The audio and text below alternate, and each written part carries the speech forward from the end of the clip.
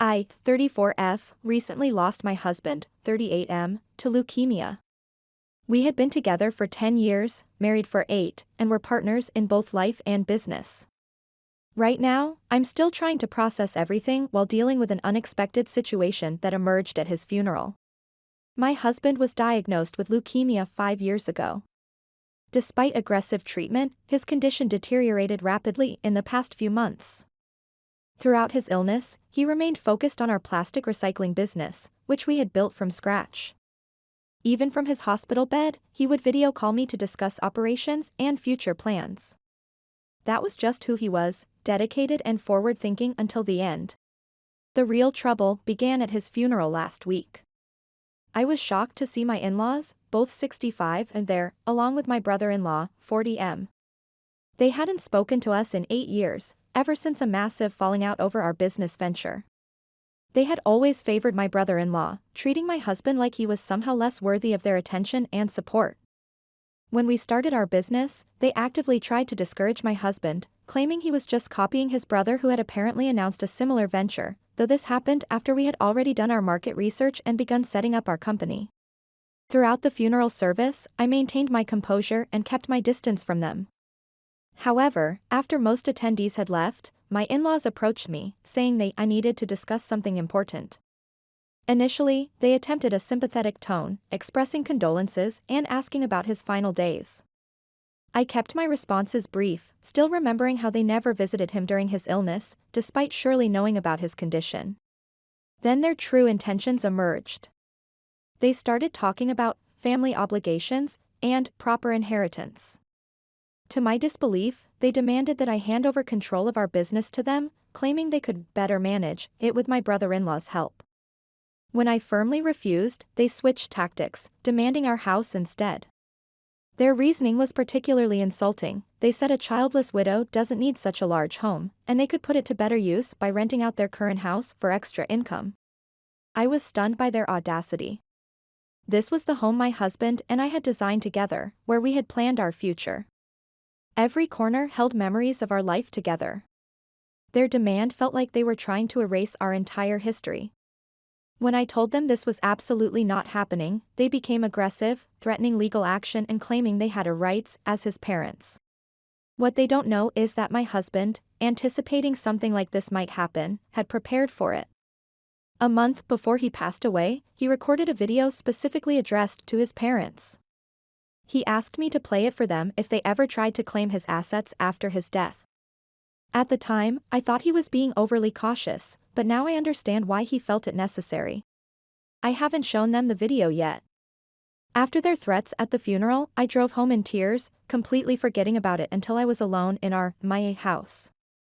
The contents of that video, well, I know it will change everything.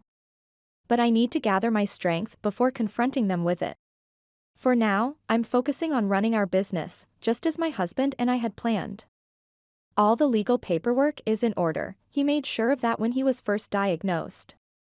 I know I'm in the right here, but their threats and demands are taking an emotional toll on me during what's already an impossibly difficult time. I guess what I'm really struggling with is the timing of when to show them the video. Part of me wants to wait until they actually try to take legal action, while another part just wants to get it over with. Either way, I know this isn't over yet.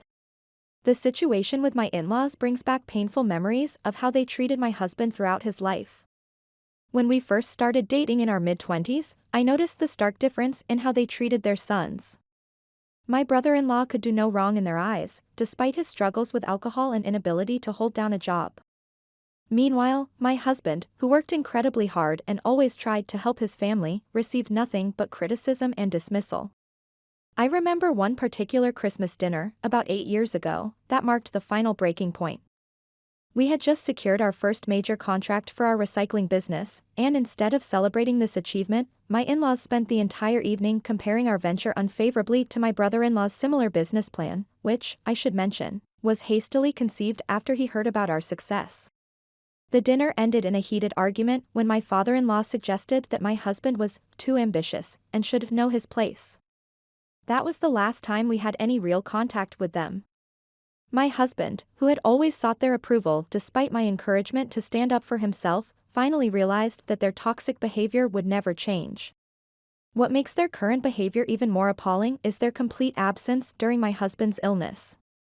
When he was diagnosed with leukemia, we didn't actively hide it from them. The news had spread through family connections, and they live in the same city. Yet they never once reached out, never asked about his condition, never showed any interest in reconciling even when they must have known how serious his condition was. During the last 5 years, we focused entirely on growing our business and supporting each other through his treatment. Our plastic recycling company had become well known in 3 states, and we were even featured in several environmental business magazines. My husband was so proud of what we'd built together, and even during his worst days in the hospital, he would light up when talking about our latest projects or future expansion plans. The last month of his life was particularly difficult. He knew his time was limited, and that's when he became very methodical about putting everything in order. He updated his will, organized all our business documents, and recorded that video message for his parents. I remember the day he recorded it. He was having one of his better days, and he insisted on wearing his favorite business suit despite being in his hospital room. He was remarkably calm about everything, much calmer than I was. "They'll try to take everything we built," he told me that day. "Not because they need it, but because they never believed in me, in us. They'll want to prove they were right all along." He made me promise to stand firm, to protect what we'd built together. Not just the material assets, but the dream we had shared. The video message he recorded that day. I've watched it only once, and it's powerful. In it, he addresses all the years of favoritism, all the dismissive comments, all the times they chose to believe in his brother instead of him. But it's not angry or bitter, it's just honest, raw, and heartbreaking in its clarity. He also talks about me, about how I was the only family he really had in the end, and how everything we built together was meant to stay exactly that, ours. The day after the funeral confrontation, my in-laws sent me a series of increasingly aggressive text messages. They claimed that as his parents, they had a moral right to his legacy. They even suggested that I had somehow manipulated their son into cutting them out of his life, completely ignoring their own role in the estrangement. Their latest message threatened to expose how I had stolen their son and now was stealing his legacy. What makes their threats particularly absurd is the fact that my husband had meticulously documented everything. Every major decision about our business was jointly made and properly recorded. All our success came from years of hard work, careful planning, and dedication, precisely the qualities his parents had dismissed in him throughout his life. Last night, as I sat in his home office looking through some old photos, I found one from our first business meeting. We were so young, so full of hope, sitting at our tiny rented office space with our first recycling machine. My husband had taken out a personal loan to buy that machine because his parents had refused to help, saying it was a foolish dream. We proved them wrong, turning that single machine into a state-of-the-art facility that now employs over 50 people. I also discovered some old emails he had saved, including ones from his parents. Reading through them was like watching their relationship deteriorate in slow motion. Every achievement was met with comparison to his brother, every success diminished by their criticism. The last email from them, dated 8 years ago, actually accused him of trying to overshadow his brother by starting our business. The irony is that while they're now claiming they deserve his legacy, they never believed in it while he was alive. They never visited our facility, never acknowledged our success, never showed any interest in understanding what we had built. Even when we were featured in the local newspaper for our innovative recycling methods, they didn't reach out. But now that he's gone, suddenly they want to claim ownership of everything we worked so hard to create.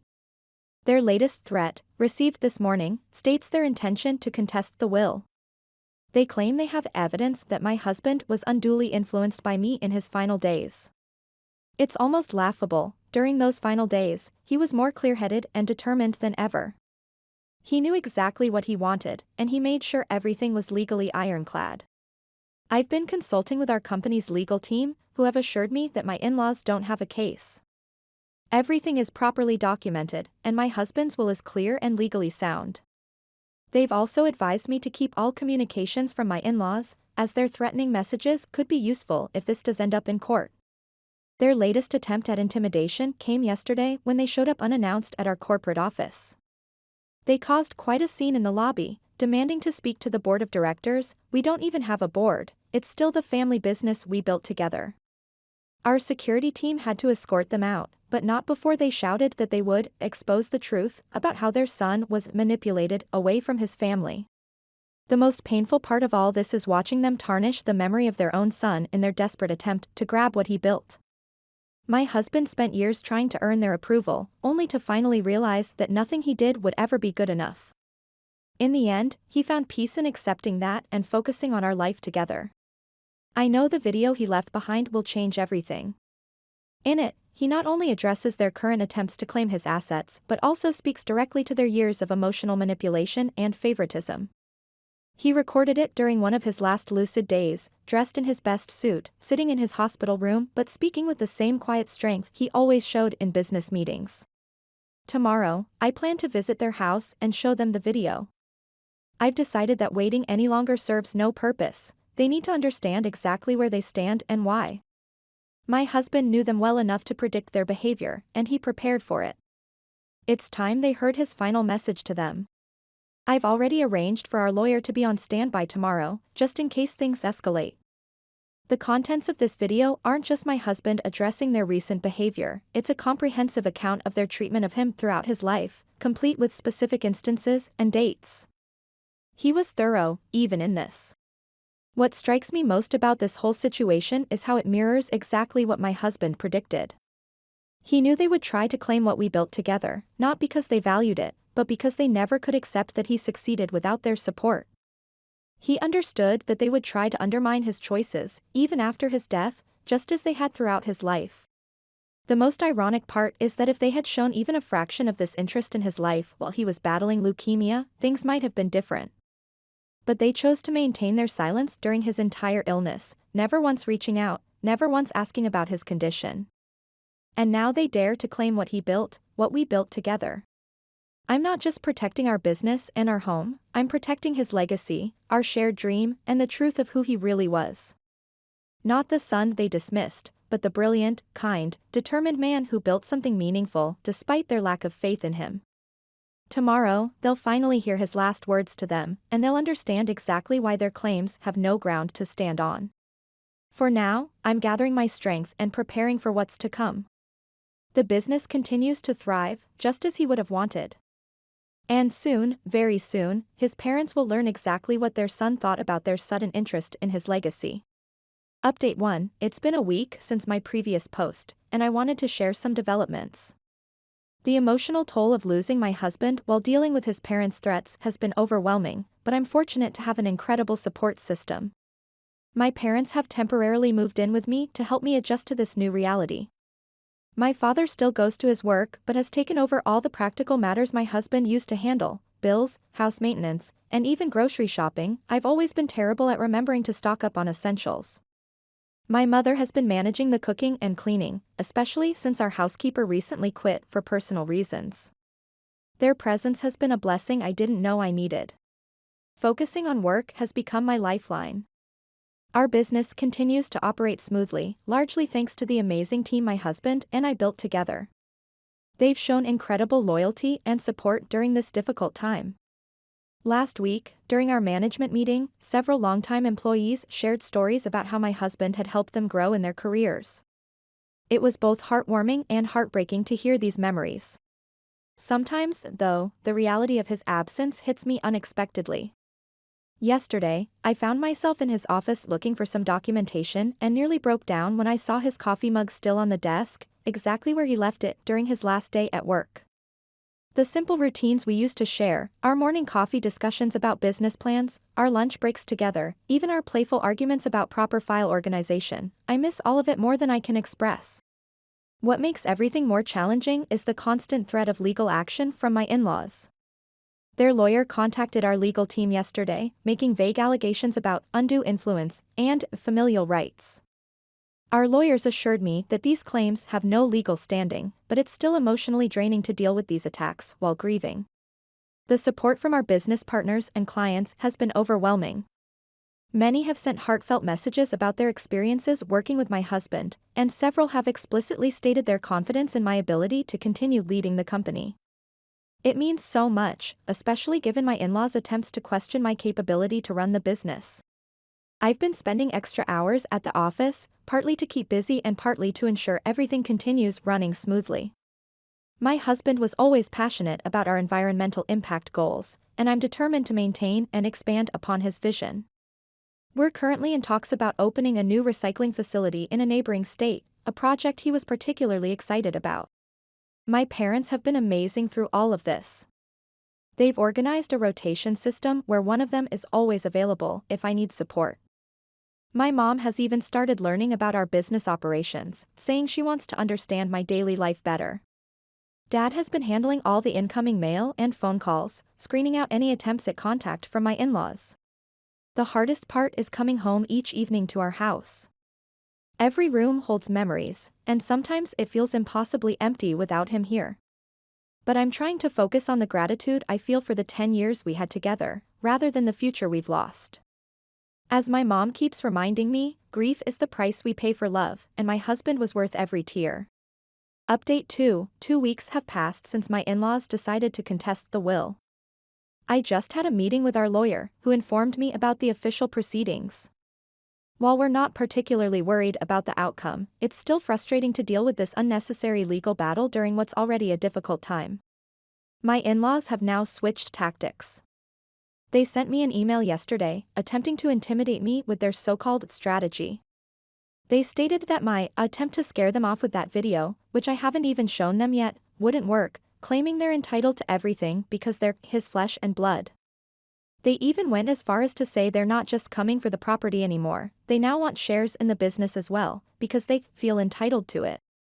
Thankfully, courts don't operate based on what people feel they deserve. My lawyer was actually pleased about the email, saying it would be useful evidence of their intentions. I've forwarded everything to our legal team, who are building an even stronger case against their claims. My parents have been incredibly supportive through all of this. They've even offered to talk to my in-laws, thinking they might respond better to another set of parents, but I declined. At this point, I want them to go through with their lawsuit because I know it will be a complete waste of their time and money, which is exactly what I want after how they've behaved. These past couple of weeks have been busy with a constant stream of visitors, either checking on me or offering condolences since they couldn't attend the service. Between handling work and receiving guests, I've barely had time to process my own feelings. The other day, though, I found myself in my husband's office looking for some work-related papers, and I almost broke down. I could visualize him there so clearly, and I just wished I could talk to him one more time, tell him how much I love him and miss him. Right now, my main focus is ensuring our business continues to thrive. I know that's what he would have wanted, and his ambition has become my motivation to work even harder. His vision for our company's success drives me forward, even on the hardest days. Our legal team is confident about our position, especially with all the documentation my husband left behind. They've already prepared responses to any potential claims about undue influence or family rights. The irony of my in-laws trying to claim any rights after 8 years of complete silence isn't lost on anyone involved in the case. My mother has taken to organizing all the sympathy cards and letters we've received, and it's heartwarming to see how many lives my husband touched. Business partners, employees, and even competitors have written about his integrity and innovation in the industry. These testimonials stand in stark contrast to my in-laws' current attempts to paint him as someone who was manipulated away from his family.